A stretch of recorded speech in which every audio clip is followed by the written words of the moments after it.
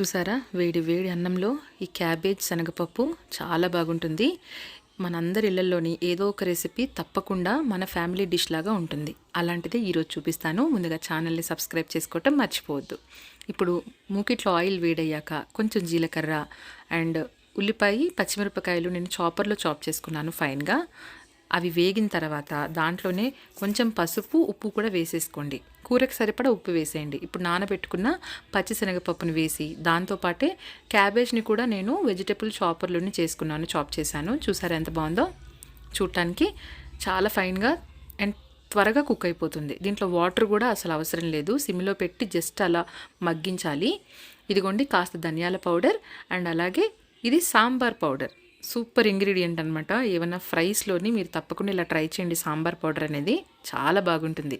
And ఇప్పుడు వేడి వేడి అన్నంలో కానీ చపాతీలో కానీ సూపర్గా ఎంజాయ్ చేయొచ్చు.